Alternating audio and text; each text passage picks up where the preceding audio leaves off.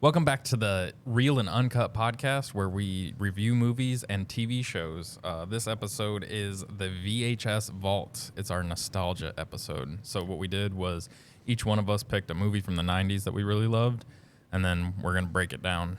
Today's top movies, or today's three movies are Upworld, which I knew it as A Gnome Named Norm. That's the title screen, but I guess it got renamed to Upworld.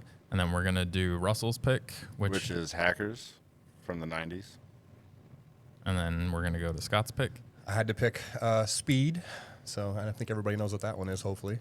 And Scott was late with his homework, so we all had to watch that last night because we asked him for a movie, and he's like, yeah, I'll give it to you the night before. Yeah, but who sent me a cutoff list where I didn't even know what was going on? Well, yeah, who didn't go home with their list because they got too drunk last time? No. Okay. All right. So we have a rating scale that we've developed based off the first episode, and I like to call it, what was it? The worst rating scale. No. The real 10. So it's off of the 10. 10 is the worst movie ever, and then it's like a top 10 list. So number 1 is a great movie. So I did it reverse just to throw everybody off and make everybody uncomfortable, especially Russell. Russell does not like this rating scale. Were we saying War of the Worlds was 10? Yeah, War of the Worlds was a 10, which is why I don't like the rating scale. Which I think Scott gave it like a 9.8, and then you gave it like a 9 something as well. So I don't. Yeah. You broke the scale. Yeah. Well, we'll just say it was a 10. It was a pretty bad. What, do you want whole numbers? Is that the thing? For that one, it's the worst. So so we were supposed to say 10. It's got to be the baseline. We need a baseline. We didn't get the memo. Well, we did. We talked about it, and you guys just were like, you know what? Let's throw a monkey wrench in this. All right, so the first movie that we're going to go over is Upworld. This was one that me and my sister watched probably a couple dozen times. It's back in the day when your parents would throw a VHS tape in and then record it off of like Cinemax and HBO. Like they'd get the free movie weekends where you get like a free weekend because we were poor. We did not have Cinemax and HBO on the regular. So my parents, anytime that movies would, or that you'd have like free movie stations for the weekend, they'd just record all the movies. And so we had A Gnome Named Norm, and I guess you said it, that it was a little more adult, than, but like... Yeah, it felt like an adult E.T. kind of vibe. Yeah. Yeah, I was like, Willow meets like late 80s, early 90s buddy cop comedy. Like, it had a lot of 80s stuff in there. Oh, yeah. Oh, yeah, because it came out, 1990, so, I mean, it was written and produced in the 80s. Yeah, it still has film, all those, everything. Yeah. So the quick synopsis is a gnome sneaks to the surface to recharge a magic stone and witnesses a murder, then teams up with a disgraced LA cop who's been framed for the crime to track down the real culprit. So I watched this yesterday, and Dylan's like, I think you're going to like it. And at first I was like, what is he having me watch? What was your take on it? Did you like it? Well, yeah, I mean, you have to look at these things with the lens of the time, what it was like. And I mean, there were quite a few times where I laughed out loud, although my wife came home and she was like, what on earth are you watching? I liked it because it's one of those where it's a movie that I've never seen before, but it still gives you nostalgia because of everything. Like the opening music has that 80s, 90s vibe. Just the cheesy explosion of the briefcase where it's like fireworks essentially. Like it was good. I enjoyed this movie a lot. Yeah, it's one of those movies where it just feels good. Like it is one of the, and that's what movies, a lot of movies, not including ones like Jaws or Terminator, things like that. But there were so many of these movies out there that were just like, it's a decent watch. It's like watching one episode of a decent TV show. Like it's not something you're thinking about forever, like trying to dissect it. It's just a feel-good movie. And I think there's nothing wrong with that. Yeah. Like there's a big avenue. I think you can have your upper echelon, smart guy movies or whatnot, but just to have something, comfort food, just something to throw on, it's nice. Well, it's kind of this Hollywood era, too, where it was like, what if a cop had a partner with, like, a dog, a baby, an alien, a ghost, a caveman, like, now it's a gnome, and then make a real movie. Yeah, because there was another 90s movie where there was a cop and a dinosaur partner, I think. Oh, really? Goldberg, yeah. I do not remember I do not know that one. It sounds familiar, but I do not remember it. Very 90s. It's one of those I never watched, but then you see, like, the internet starts showing clips from back in the day. I love when he starts talking to Norm and he asks him, he's like, I'm a gnome named Norm. That is like one of the funniest lines in it, because then the cop's like, if you were a gnome, you'd know that the G is silent. But I'm like, who are you to tell this gnome how to pronounce his own name? I'm going to ask you, Dylan, because you probably know this. Was that a puppet, or did they have a real person there? No, it was animatronic. Like it was okay. Because I was like, I had these moments where I couldn't really tell. Well, there was a moment where like they were doing the needle thing, and it looked like a human arm. Yeah, like I mean, they were really good at doing the special effects for it. Honestly, my wife and my daughter were like, "He's creepy," and he is kind of creepy. He is creepy. Yeah. But eventually, my daughter, she's 5 years old watching this, and she's like, "He's kind of funny though," and so she softened up to him, but she never stopped. Like now, I asked her last night about it, and she's like, "No, he's just creepy. I don't like it." It was a funny character though. Like I love all the little one-liners or one words. Like when he was in the elevator and he gets out, he's like magic box, but they just throw it in there so quick and then they move on, and you're like, there was a lot of really good jokes in this movie. Like the girl being like, "You wait right here," and then it cuts to the end and he's got all the candy wrappers and he just hasn't waited. moved the entire time. There was a lot of solid jokes. I was not disappointed with that because my brain was, oh man, they got to cut back. He's got to be waiting, and then I thought they were just going to end the movie.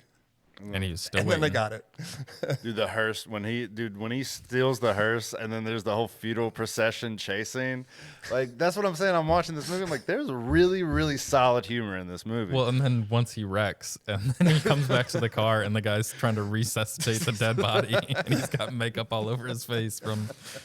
And then he just points The way he looked the at him. hearse. Yeah. The way he looked at him and then slapped him, that made me laugh out loud because that moment, I thought he acted that really well, that cop, because that was funny. Yeah.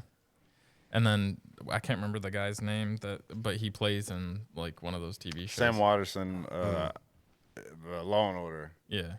Oh yeah. He like now going back and watching, I'm like, oh shit! Like he ended up becoming this character, not like the bad guy, but like the cop. Yeah. He kept it going. Yeah, and at the beginning of it, I was like, damn, this must have been a day shoot for Sam Watterson because he really didn't have a lot going on. And then, of course, by the halfway point, end point, we realize, he's the bad guy. So when you watch it, if you were to watch it a second time, you see him instantly in the beginning. You know it's him the whole time, because if you watch that first opening scene when he gets clubbed in the head, you can tell it's him like 1,000%. And so if you were to just watch that opening scene again, you'll be like, oh, it's him. Yeah. But that was, to the movie's credit, I think because they kind of undersold him in the beginning, I wasn't looking at it like, oh, he's going to come back and be the bad guy. So it says that the film bounced between 3 different titles across different markets and video releases. It was named A Gnome Named Norm, Upworld, and The Adventures of a Gnome Named Norm. Oh, wow. I didn't see that one when I was looking it up. Yeah, I think right now it's only branded as Upworld, because I think I went to look it up and I kept skipping by it because I know it as A Gnome Named Norm. That's the title screen. That's what it shows. Yeah, that's what it says in the movie is A Gnome Named Norm. Yeah. Yep. But it is. But I think it showed up on YouTube as Upworld when I watched it too. Yes. Yeah, it it's, is. It's like, yeah. That's what it's branded as right now. I do love that. Oh, go ahead. No, I was just saying, I just love a lot of little funny moments when we keep talking about all the funny stuff. Like that just made me laugh. Like just little things. Like when he was bringing him to the park, the gnome, he's in his sack. It's just the way that scene played off was just funny to me. But then, like, I think it did get like more slapstick and hilarious as it went. Like by the end, when it's like mouth to mouth on the gnome, like some things you don't see, you're like, oh no. One thing that cracked me up is the weird henchman. Was that prosthetics? Because there's that henchman that has like the crazy. He looked like Jawline. he looked like the crimson chin. I don't think that's prosthetics. All right, because I don't want to pick on somebody's appearance, but it was a funny joke that because he looks odd. Yeah. It's like Jay Leno. That's It's like the guy that there's got shot, right? The main henchman. The main henchman. Yeah. Yeah, He so was it's weird like there's like Jay Leno where like nobody looks like that. Like he is a very interesting looking person, and to the point where I noticed it every time he's on screen. And then the scene when Norm and he just doesn't think Norm looks weird at all. It's like the weirdest looking guy in the movie. He's like, oh, look at this little baby. Like that killed me. I got an Easter egg on that scene. I don't know if you guys noticed. And it's too bad we don't put stuff up on screen, but I went back and I was watching on my laptop to finish it last night, and I took a screenshot. And I'm like, I knew it. the scene where the gnome he saves him and he throws him back, and how they do that, when he lands on the floor and the scene pans down, the thing came apart and the arm is there, and you can see that's just the arm. You can see really? it for a split second. I'll show you guys later. I was like, Easter egg. I'm like, the thing broke. I do love little stuff like that. Yeah. Yeah, so the gnome was made. It was a full puppeteering rig, cable-controlled body and head with joysticks for spine and head movement, and a person's real arms strapped in to get natural hand motion. You know, I just realized I kind of answered my own question. Why did I ask you if it was a real person or thing when I saw the arm was ripped off? Well, I mean, I guess maybe in that scene where they were Right. poking the arm, that might have been a real person's could've been. arm. It could have been. But yeah, I loved how they. So my daughter was watching during that scene, and so there's a little bit of nudity in there. So it's, Yeah. Oh, when you see it's his the gnome's tiny little butt cheeks. And I was trying to figure out if they were playing the fact that, like, if the joke was supposed to be that he had a big old dong. dong, because the girl comes in and she's like, "Ooh."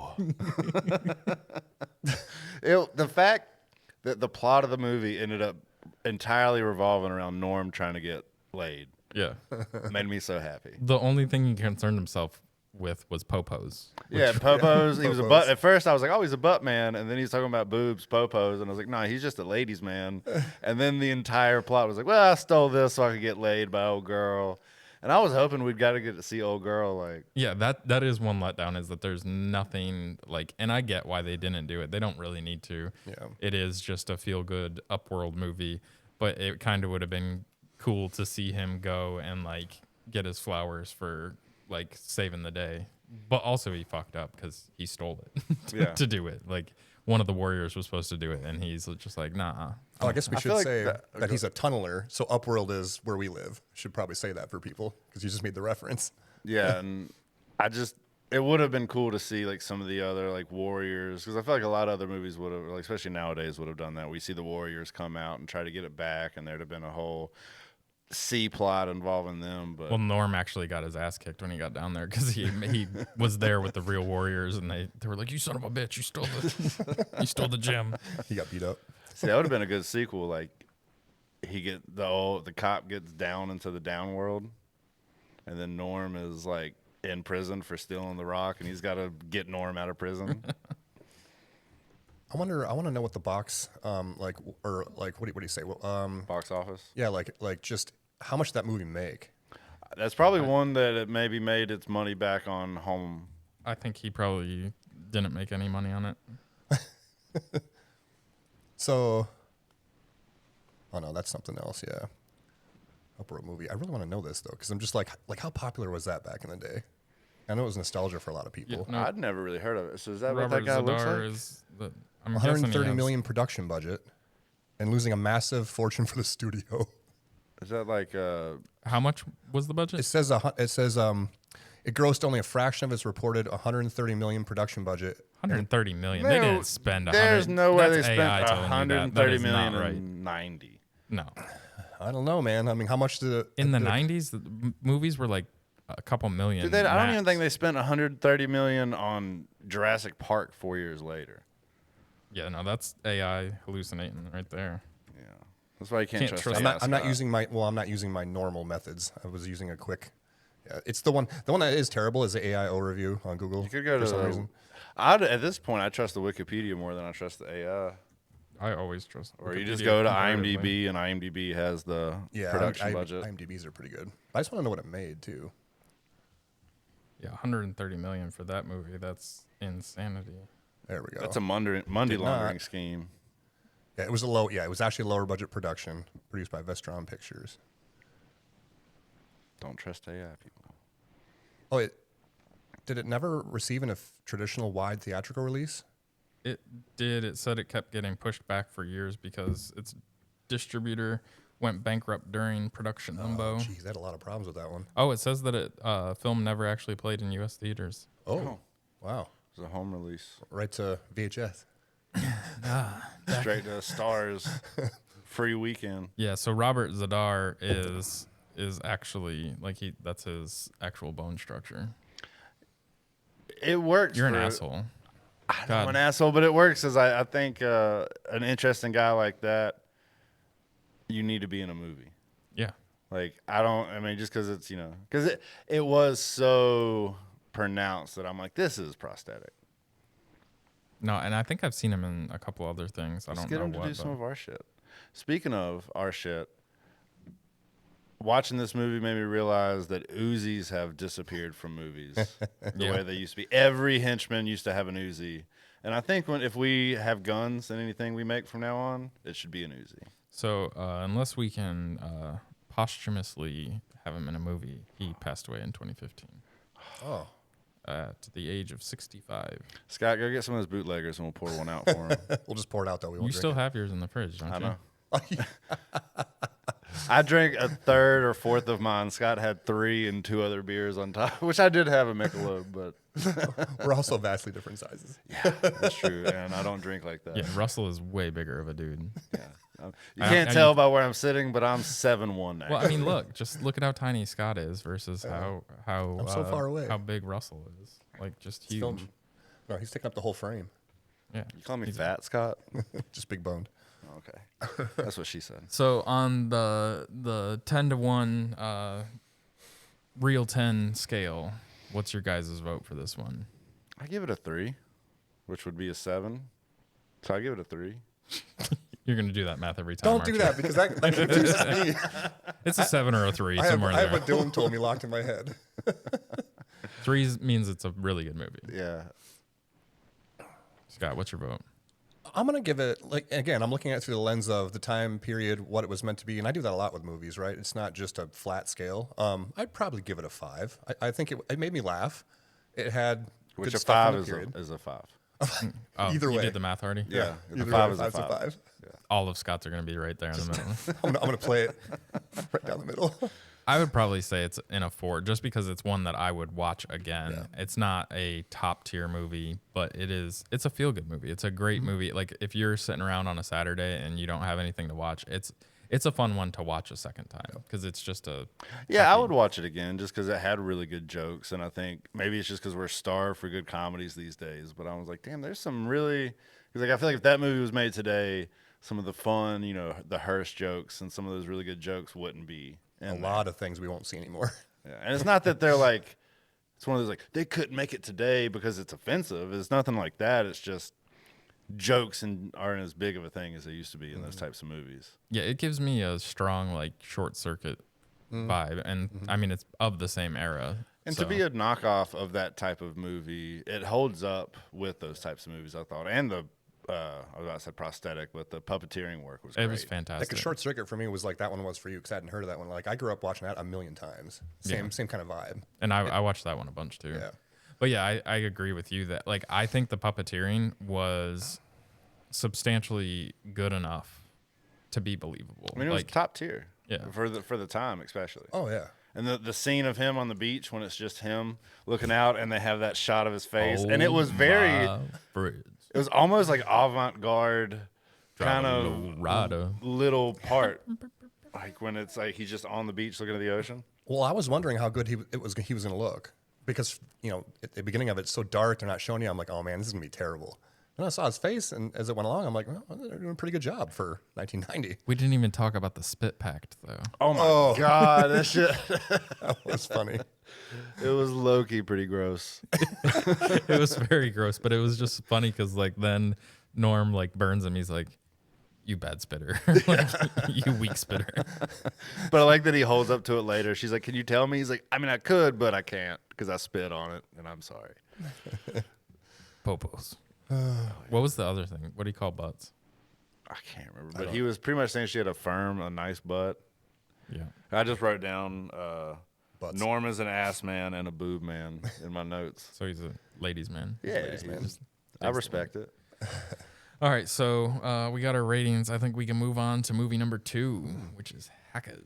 Hackers, which this was my pick for 90s nostalgia. You want to read the synopsis? Oh, yeah.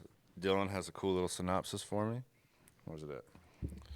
A teenage hacker, banned from computers as a kid, falls in with a crew of young New York hackers, and together they get framed for a corporate extortion scheme and have to out-hack the real culprit to clear their names.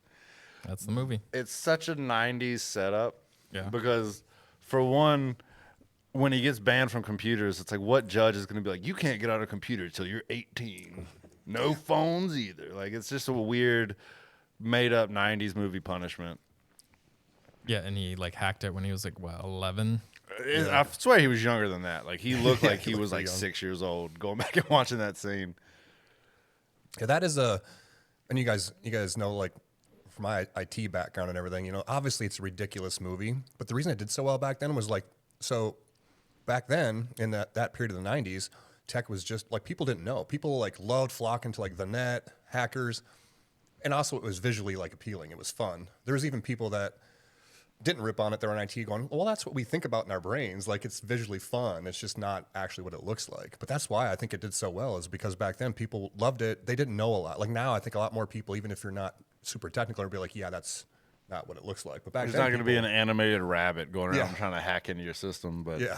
Yeah, no, it goes across your screen and eats your data. It does. Yep. Yeah, I remember looking at a specific example of like, that would have been, instead it just would have been like a DOS screen trying to, you know, eat up the memory. Just that's all it would have been. And I'm cool with a Hollywood license. Like, Yeah. making it entertaining. It's not, you know, it doesn't have to be real. And it was before everybody understood. There was a line in it where they're doing the hacking competition. It's Johnny Lee Miller and Angelina Jolie. And they say something about everybody, you have to use your passcodes and your dial-ups that are your own. And I'm like, they think like dial-up is a service. It's not like a thing you have in your back pocket. Like, there was a lot of lines like that where the writers didn't understand technology. Let me whip out my dial-up. Yeah, like, but it's such a fun movie. It is. The only thing about the story, though, and this is one of the facts, even though we all, like a lot of people enjoyed it, I enjoyed it visually, I would still watch it again. The story, that was one where the story did kind of jump around a little bit. It was very, didn't have a lot of good continuity to it, because they would like jump around to different things, and it would get a little confusing sometimes because they weren't, it's not like they did it on purpose, like the cool like Go or some of those movies where they like go out of order. It was like literally just random, and it didn't all tie together real well. What, for hackers? Yeah, because they would jump from like, you know, at one point he's like trying to, it's him with the group, but then there's the competition, but you're trying to figure out what order. Then all of a sudden there's like, you know, the SWAT team's breaking down. Like, they just kind of jumped around where it was a little discombobulated. It didn't flow that well. I don't know. It felt good for me. I think I know why Russell picked this movie though. Why? Oh, For like the 1 second of Angelina Jolie boobs.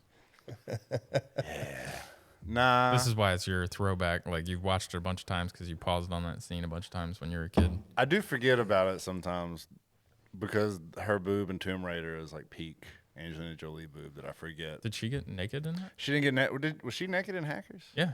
Like her little suit opened up Oh, she jumps on yeah. Dade. She has a really good side boob in Terminator when she turns, and you don't see nipple, but you just see Terminator side boob. or Tomb Raider. Tomb Raider. Terminator. The one that I remember her from was it wasn't Beowulf, was it? There's one where like she like the liquid like falls off her body and so it's like CGI, but it's her kind of naked. But did you know that Johnny Lee Miller and Angelina Jolie met and then got married from this? I did not know So that. I did not know that. the lead two characters met and got married. Or this could be AI slop, I don't know. So that Yeah, was let's one of, look I that was up. looking this up. Oh, sorry. I think that is one of her, that was her first, like, I think, bigger movie. She's got Yeah. stuff before that. I was wondering how early that was, because she looks pretty young. Oh yeah, that was like one of her first big roles before she got. She is only Big. 51 years old. I don't know, I feel like she's been around forever. I would have thought she would have been in her 60s by now. Yeah, no, she got married to Johnny Lee Miller from 1996 to 19.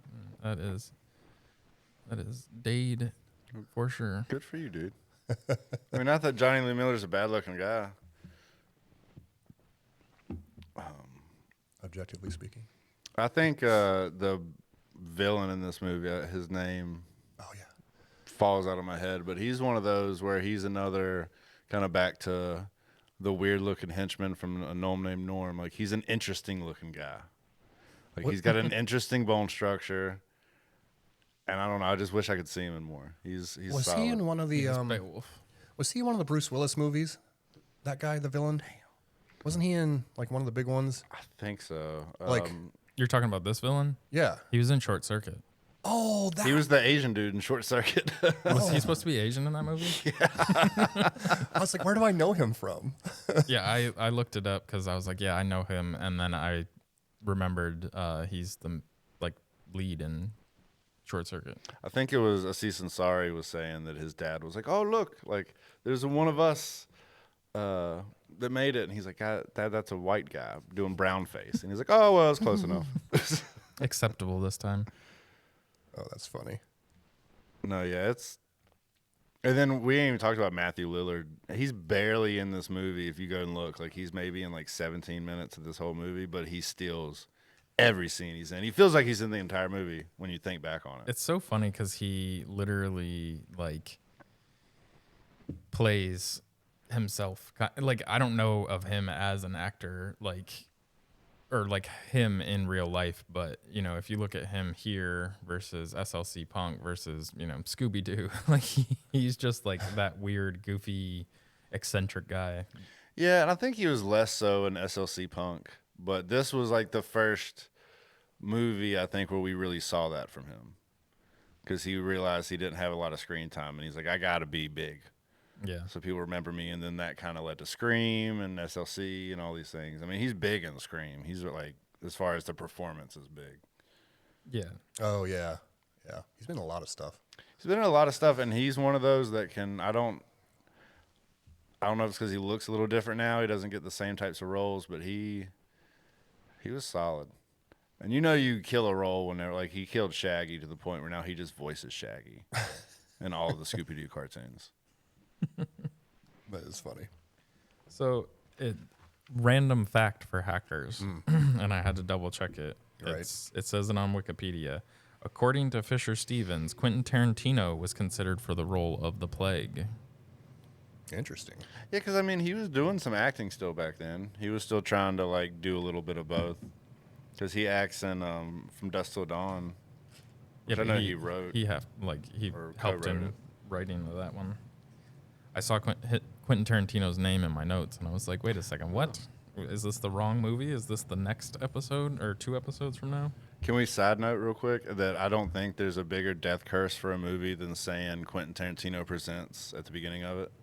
For some reason, if the movie says Quentin Tarantino presents, it's not going to do anything. Because there's been a few movies over the years where he's like tried to add his name to it to help the filmmaker. Right. Or he didn't direct it or anything. Or he didn't direct it, he didn't write it, he didn't do nothing other than just, hey, I like this movie, I'm a help. But it's like he is such a distinct guy, and he's such a top of the field guy that whenever you attach your name to something, and like you're constantly putting out 8, 9s, and 10s of all your products, and then you attach your name to something that's like a 6 or a 7, people are going to look at it like it's a 2 or a 3 because it's such a, like they expect high quality. Yeah. I've never seen because he's done that about 3 or 4 times, and I've never seen one of those like pop or get any lasting power. Man, what about the soundtrack, though? Just For the hackers? Yeah. peak 90s. That's like, it's so good. Electronic music? Yeah. Well, it's a very Never a like fan. cyberpunk movie, but it fit it. I mean, it had Prodigy, and it had some good stuff on it. Yeah, Prodigy was Did it solid. have Prodigy on it? Yeah. Prodigy's in there. At least 2 songs, I think. Yeah. I only know like Firestarter and like one other song by Prodigy. My dad had one of their CDs. That was my intro to techno growing up. Your dad had that? Yeah, he said he was flipping through TV, and there was a Prodigy song on like fashion show. Back when it was like pre-internet, so you see a fashion show as a dude, and you're like, well, I will watch these ladies walk across the stage in skimpy outfits. So he's just watching these hot women, and then he hears this song, and they had on the edge of the screen the name of the song, and he went and bought the CD. He had a lot of weird, like Toad the Wet Sprocket, like really odd CDs. You're talking about Toad. Or no? No, there's a band called Toad and the Wet Sprocket. I've never heard that one. Yeah, I was a huge fan, dude. They were a big 90s. This is peak 90s, too, Yeah. conversation. They were very 90s. What was that? They had a big song. I can't remember what it was called, though. A couple, but yeah, no, now I can't even. I can't even You're hear the biggest tune in my head. fan. You should have like 15 of them. I mean, I haven't listened to him in years, but I mean, I listened to him a ton. You're going to listen to him on the way home now. Yeah, I probably am. He had the first Smash Mouth CD that's Ah. actually pretty fucking solid. Yeah. It's a whole song about Fonzie on there. It's great. We're going to change this podcast to music now. All right, so let's get back. So according to the internets, it says that this film underperformed badly on release, earning about $7.6 million domestic against a $20 million budget, but has gone on to become one of the defining cult classics of 90s tech culture. I think there's something too when a movie doesn't perform that well, and so TV channels can get it for cheap back in the day, and then they show it over and over and over. Like Joe Dirt, like I don't know what Joe Dirt performed, but then it's like Comedy Central showed it every day, and now it's considered a classic. Dylan tried to tell me it wasn't a cult classic yesterday, and I was offended. What, Hackers? Yeah, Or you said that to me verbatim. it is. It is. Scott just wants to fight today. No, I'm not going to let him. It is a. It is a. I think it's a cult classic. Well, I didn't want to name the episode cult classic no. because not all of them were cult classics. Namely mine. I was just going for 90s movies we grew up with, we watched, we fell in love with, and Scott didn't do his homework. And so he's like, oh, I need to find a movie. And I was like, I'm talking about like guilty pleasures. Like, because it was a flop. Yeah. And so like it wasn't big until... But like A Gnome Named Norm is not a cult classic, so we couldn't call this episode a cult classic episode. And Speed is very mainstream too. So Yeah, it'd be is. hard yeah, to Speed call is probably the Speed. most mainstream one of this list. And so I didn't want to go with the cult. I didn't say that this wasn't a cult classic. I was saying we weren't going with cult classics. We can agree to disagree, Scott. All right. So on the rating for this one, let's start with Scott. I mean, that was nostalgic for me. Now, that was the world I ended up getting into for quite a bit, So it's like, for me, I mean, that's probably like a strong 3 for me. I'd give it, just for the nostalgia, and like I grew up and it was one of those movies like my dad introduced me to and all that, I'd give it a 2. Ooh. I first watched this movie 2 days ago, so for me, it's a solid 5. Like I'd watch it again, but it's nothing that I would be like. It's exactly like A Gnome Named Norm, but like I have an emotional attachment to the memories of watching A Gnome Named Norm, so it's higher on my list. But like this one, it's all right. So you pulled a Scott. I mean, start calling 5s and pulling a Scott. Well, I got a 4, and then now I got a 5, and so yeah, I'm pulling a Scott on this one, and it's like mid tier. It's not a bad movie. It's not a good movie. It's just a movie that is easy to watch. Yeah, and I think if I didn't have that built-in nostalgia for it, it would be a couple points below that what I gave it. But Yeah, I think you that's got to what makes look a at difference. it. Yeah. Yeah. All right, so now we're going to Scott's movie. Now, Scott. did you print me out too, or? No, I didn't. I printed it out for me. I did my homework. Well, I mean, I do have something, but I'm like, you probably print out something. I pretty like good. Dylan's little synopses. Yeah. Synopsis. Yeah, so this is 1994. Keanu Reeves, kind of yes, his Bill and Ted was like how he started, but I feel like that got more popular later. This was his like breakout Hollywood role. Well, not Point Break, I think, was his breakout. Point Break was 91. Was it the original? Am I wrong? Oh man, yeah, we got to confirm that because you're right. Because Point Break, him and I talked about that yesterday. And he's never seen it. I don't think. It's Fast and Furious with surfboards. Oh, really? The surfboard. I think I probably have seen it. It's You just probably one of have, those. Did you ever see the remake? I know we're gonna get to Speed here, but the remake wasn't too bad as years later. But so while Dylan's looking that up, I'll give the synopsis here. So a young LAPD officer has to keep a city bus above 50 miles per hour to stop it from exploding after an extortionist bomber rigs it to blow. If it slows down, which I feel like if it goes under 50, right? And with the passenger forced to take a wheel to help him pull it off, which was Sandra Bullock. You were right. Russell, I was 91. totally right. I totally forgot that was flip-flopped. I was thinking Point Break was after, so. He's done so many movies, though. Yeah. Dude, he's done a lot of movies. He's the most watchable bad actor. I don't think he's a bad actor. Like, I personally don't think he's a bad actor. I actually enjoy him, but he does get that rep. I think it's one of those things where, like, everybody makes fun of Creed, but yet they're so insanely popular as in music. I feel like, and I'm not saying I'm a Creed fan or not, I'm just saying it's kind of a similar thing with him. He gets made fun of, but, like, he's extremely popular. Well, he doesn't. He can be very wooden, like, and it's that's what I mean when bad acting. Like, it's not like it's somebody who can't act at all and he's terrible. But he does get miscast sometimes, especially in the 90s where they're trying to figure out what to do with him. Casting makes a difference for him, even though I think he's gotten better over the years. But then you put him in The Matrix, and he is flawless in that movie. Like, his style works for that. Like, he... Yeah, but... Well, in Bill and Ted's Excellent Adventure, like, he did that good, like, slapsticky, young guy that doesn't know his ass from a hole in the ground. Like, and I think in this movie, it's not top tier acting by any means that he gives, but it's so Like, it's still entertaining. That's what I'm trying to say. It's not like, oh, he's bad and I don't want to watch him. He's not great, and I still love watching him. That's the weird thing about Keanu. Oh, and he did Dracula too before. Yeah. Have you not seen the clips of him in that? Yeah. It's so great. All right, give me the. I know. I don't want to steal your notes Yeah, here. you're stealing all my fucking but notes. I do want to say that this one, like the budget was 30 to 37 million, and it grossed like 350. It was the 5th highest grossing film of that year. Like, that one was extremely popular, and it is considered like kind of one of the best action. Like, people might get mad at that, but it is considered like it kind of started a lot of that, like that big Hollywood action kind of, like, it was pretty well done for its time. It was. Like, I mean, it's a solid action movie. Yeah. I did notice a few. You found some Easter eggs in A Gnome Named Norm. What'd you see? So, my first critique of Speed, though, it took 3 minutes and 22 seconds going down that fucking elevator shaft of names. Oh, dude, And I put it on double speed I when I was watched just like, that what part. are we doing? There's a lot. These are 90s movies, like, through and through, when it's like, you know what? For the first 5 minutes of this movie, we're just going to list names, and you're not going to, like, see anything at all. Like, no, like, walking scene, no action, nothing at all. It's just, we're going down this elevator shaft, and then it stops.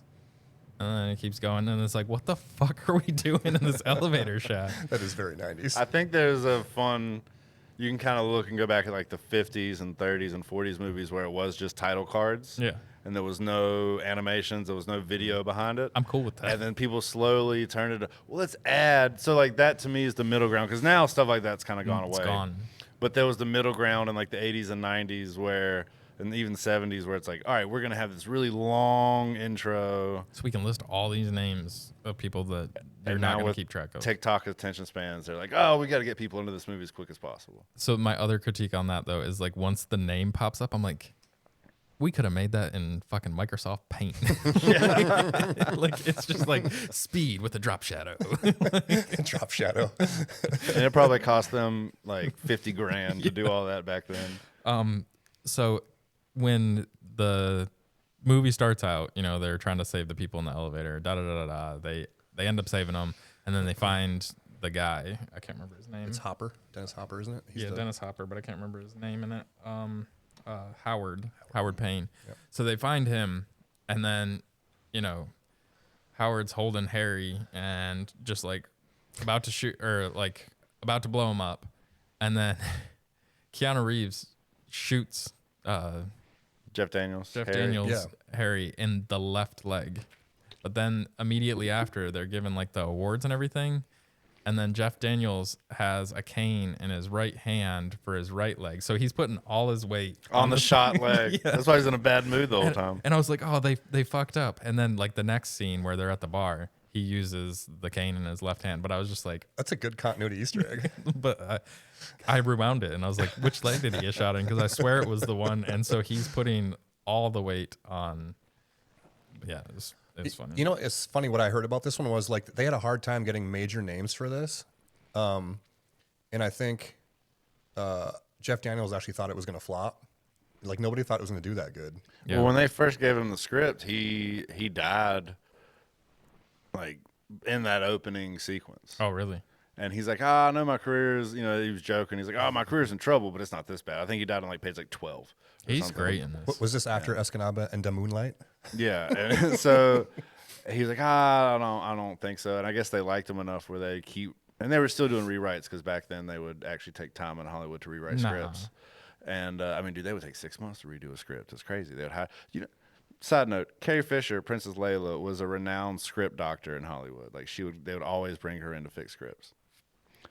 No reason for me to say that. I just wanted to say it because it's Movie Pod. That's a fun fact. And now I forgot where I was going. Dylan? You were just talking about how Jeff Daniels like wasn't gonna sign on to it, And they he- kept adding more and more to the point where he does bite it, but it's much later in the Much movie. later.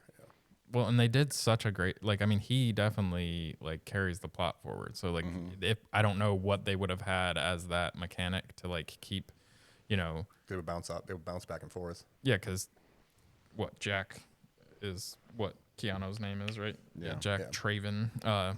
Like he constantly like it's the buddy part of him being able to call him and be like, hey, this is the info that I got. What do we got? And it carries the plot forward. pretty good. Because Daniels is the guy trying to figure out who this guy is. Yeah. You know, who the bad guy is. Because Keanu can't do it. He's on a bus going over 50. Yeah.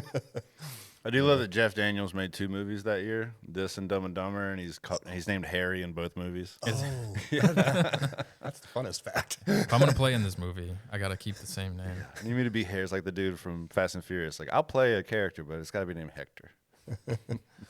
I did like too, like, and I know, you know, it followed. I think it started some of these kind of story arcs, and it probably followed some too. But I just love how they, like, a lot of movies would have just ended with the scene of like they're saved, the bus goes in the plane, they're done. I like how then all of a sudden, well, we're still going, and now it's all crazy again. Like, I know. I was watching it last night, and I got to that part, and I'm like, "Is this movie already almost over?" And look, there's still 30 minutes left after the bus explodes. No, we gotta make Speed Part 2 in the same Speed Part 1. It's like, have you seen the movie Red Eye about the plane?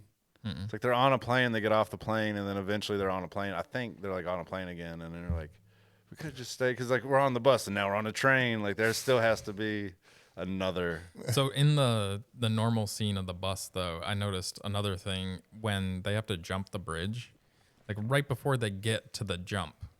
There's literally an off-ramp to the left that goes out and around, and they could have just kept fucking going. That's what I'm saying. If there's a block, like there has to be some way to get around. They're not just gonna like. I know we live in a North Carolina, a smaller town, but there's not just gonna be a gap in the freeway like that. Well, they're building the freeway at that point. Like it was under construction. Yeah, but there has to be a way around. Like she could have got on, like you just said, she could have got on a ramp somewhere. Yeah, if you watch it, there's like a single lane ramp that literally the shot before they hit the jump, there's a shot, and I just looked at it, and there's this gigantic bridge that goes out and around, and I was like, that would at least give you more time. Yeah. Like you didn't have to, and there's no way that bus hit the no jump at all and cleared 50 feet. Yeah. But like when it jumps, it's like, bah. And then like the back comes down, but it still somehow pop the bus clears it. wheelie. Yeah. that was the one ridiculous. Like most of it was just like action packed, but that was like, come on, guys. But come on, guys, in the best way too, Yeah. because Yes. like I love '90s over the top action, and that Yeah. was great. Well, and it doesn't have to make sense. Like I personally like watching it, like maybe, and I get that. That was probably all done with miniatures and stuff. So the part that doesn't make sense though is you show the scene like right before where there's like another way to go, and I'm like, don't show that. Like show it where it's just Or there's block it no off. other option Yeah. other Or block than it this. off, right? I Like- think there were like like the water barriers there, but still Bus could go they through that. blasted through everything in the leading up to this. They're knocking out cop cars. They're going down the street, literally just pushing cars out of the way. At least make it cement or something. But yeah, it was that was a funny thing. You would think the bomb would go off when it like hits the road after the A jump. wire jiggles loose and boom. Yeah. We should do a remake of that.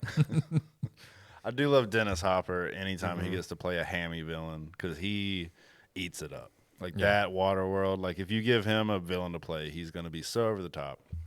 There's a segue So there for you, enjoyable. Dylan.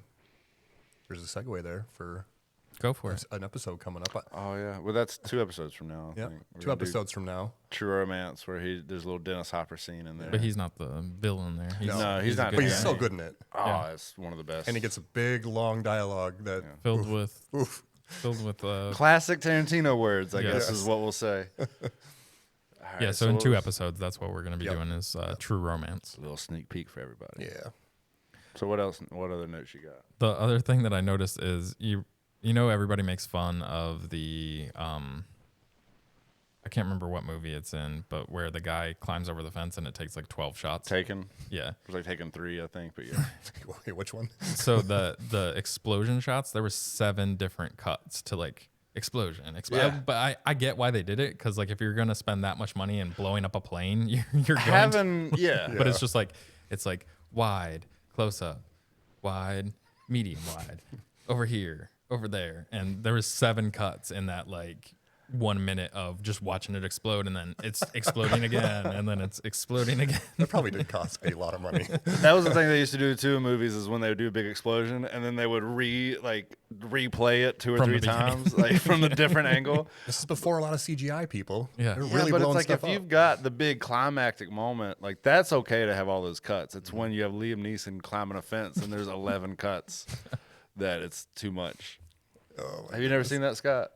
I have, but it's been so long I can't even remember. Like I need. It's a meme that everybody like because they literally cut like 12 times to get this guy over the fence. Oh man, why don't I remember that? And that was one of the takens. Mm-hmm. I don't I think remember it's that. 2 or scene. 3. I don't know. Yeah. All right, and so the only last thing that I because I was just watching and I just wrote down a couple notes, but in the train scene at the end, like homeboy hits the emergency stop button, but never once touched the throttle to like slow it down. Like, and that was my thing is like, and then he's like, we're gonna speed it up, and I was like, okay, so it works to speed up, but you didn't bother to just like pull it backwards and try to slow it down. He's still on the 50 miles an hour thing in his head. He's like, I don't know. I was just in Can't those go under locked 50. in. That is a solid point, Dylan. But yeah, I was watching it and like initially he doesn't even like go to slow it down. He just starts pressing buttons trying to shut it off, and he's like, I can't shut it off. Up ahead there's a turn. We're gonna go faster, and then he just pushes the throttle up, and so I'm like, did you try the other way? I love that was the thing. Like, all right, we're just gonna speed it up and hug each other and watch everything break apart. Well, the movie's not called Slow Down. Yeah, It's called Speed, Dylan. We got to go fast. I mean, you got me there. that is true. Ratings? Any Anybody other else thoughts? got anything on it? It's just, I don't really think I have anything big to add. There wasn't any weird looking henchmen. You know, got no it. crazy bone structure. That was the theme of the first 2 movies is wild, you know, cheekbone structure. No, it was entertaining, solid movie. I enjoyed watching it again. All right, you rate first then. I got to do the conversion in my brain. Don't say it out loud. I'm gonna say it out loud every no. I do think we should have a thing on the screen that has like the number with green, so people know it's good. If we give something like a 3, and then like if it's 8, it's red. So I think it's they bad. can understand it. He needs the conversion chart. At least a pop up for like new listeners if they didn't watch the first episode. Don't We're give gonna him more explain it editing every work. time. I'm gonna edit some of these. I did a few clips from. Anyway, I give Speed. I give it a solid 4.5. Can we do halves? Yeah. I'll do Uh, 4. We did 0.8 before, so you say we like it was all of us. It was just you. we did.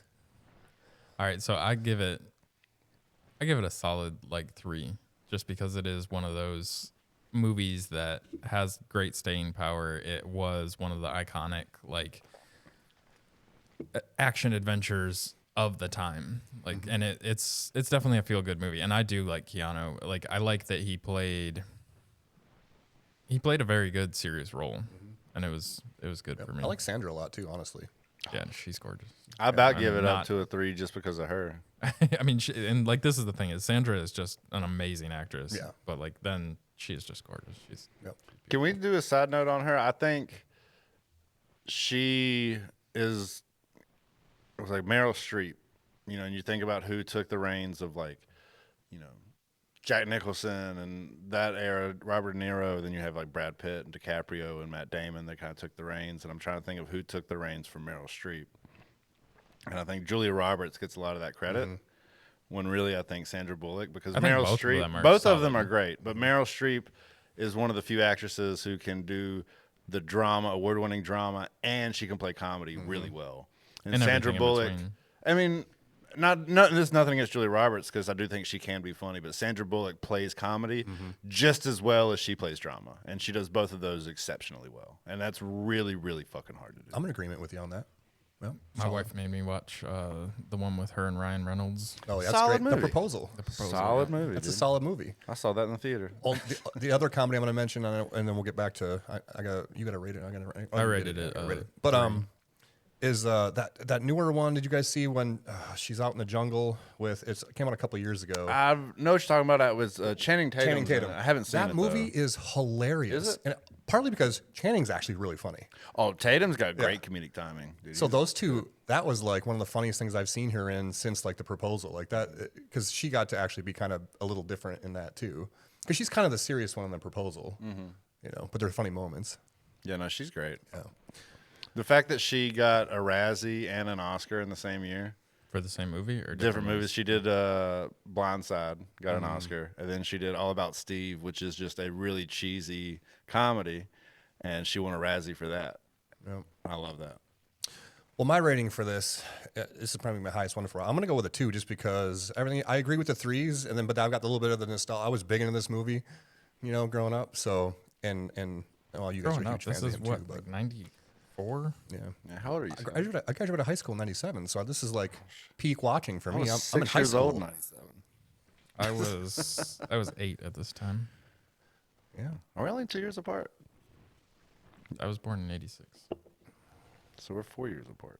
Yeah. So if I was 6, you would have been 10. Yeah, but you're I'm doing, on math you're, today. You're I'm doing math your duty. math wrong. No, I'm doing This it right. movie came out in 94. Yeah. Whatever, Dylan. Don't worry about it. So I was a sophomore in high school when I God. saw it, so You always got to be right. Fuck. I know it's Now I see why Mike gets annoyed.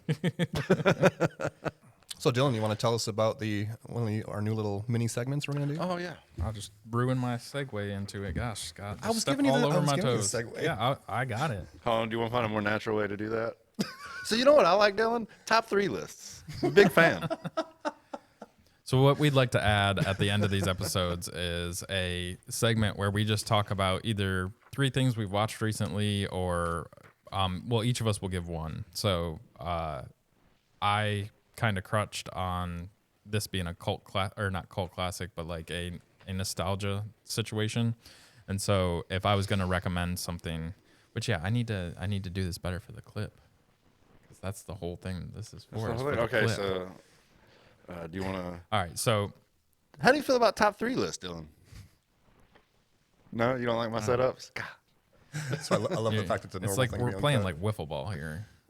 Is this what's the paddle ball that everybody's playing now? pickleball. Pickleball. Do you play that? No.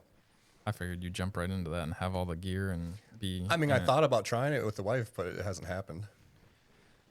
So we'd like to go over 3 recommendations. We each picked one of our favorites and/or recents that we've watched, and mine is The Boondock Saints. It's a solid movie. It got a 7.6 on IMDb and a 26% on Rotten Tomatoes. So you know it's good. So I'm going to give the synopsis of it. Tired of crime overrunning the streets of Boston, Irish Catholic twin brothers Connor and Murphy are inspired by their faith to cleanse their hometown of evil with their own brand of zealous vigilante justice. As they hunt down and kill one notorious gangster after another, they become controversial folk heroes in the community. But Paul Smecker, an eccentric FBI agent, is fast closing in on their blood-soaked trail.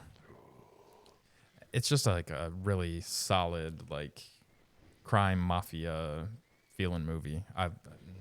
I love that one. It is a classic. It's very like Guy Ritchie-esque in its tone. Like it's just a fun dude movie. Yeah. I like Boondock Saints. What's your pick, Russell? My pick is a very, very short-lived 2005 Comedy Central series called Stella, which I think I've been talking to you about lately. It has 3 guys, Michael Ian Black, who was in the I Love the 70s shows and Wet Hot American Summer, and he had a little role in the new Superman movie as a news broadcaster. And it's just a really weird, absurdist 3 guys, like sort of a sitcom vibe, but if Monty Python were to make a sitcom instead of sketches. Mm. And it's one of those that's hard to describe. It's just real absurdist. I didn't even do the rest of the cast. Michael Showalter, who's gone on to direct The Big Sick and The Eyes of Tammy Faye. David Wayne, who's gone on to do Role Models, Wanderlust, Children's Hospital, A Futile and Stupid Gesture. So 2 of the 3 have gone on to become, pretty established working directors. And it's just so fucking weird and silly. And I mean, there's an entire episode where they go out into the woods and they kill a mountain man and they have to go around. It's just one of those that's hard to describe. And I think with yours, and you were talking about, you can watch this on Netflix. I don't know where you can watch this. I found a few episodes on Daily Motion. I guess I should have looked up where you can find Yeah, it'd be good to recommend Boondock Saints for people. Yeah. You just go to a thrift store that sells DVDs, and you might be able to find a copy of it. That's where I found copies. But yeah, Stella, 2005. It's not a very clippable thing I just said, but great. It's a good show. I guess you can watch Boondock Saints on Peacock or Amazon Prime, Tubi. I guess it's on a whole bunch of them for free. Tubi, Pluto TV, the CW Plex, and then I guess the Disney Plus Hulu package. Nice. Mine, hey? So mine is a series that I'm in the middle of rewatching right now that I haven't watched in a while. And probably, I think I watched it one more time since it aired. But so my pick is on Netflix, and it's the series Heroes. And so that's a kind of a superhero power type of good evil thing, and it basically follows an ensemble group of ordinary people across the globe who suddenly discover they possess superhuman abilities such as mind reading, time travel, cellular regeneration, and they just all kind of intertwine and learn to control their powers, and they're trying to prevent this like big catastrophic world-ending event. And it's just, I've always loved that one. It's just, I don't know, it's just such a fun series. There's 4 seasons. There actually is one. There was a reboot, but it came back for like a short season in 2015. But the original series was 2006 to 2010. So like this is like the Mickey Mouse Club version of The Boys. Yes. Yeah.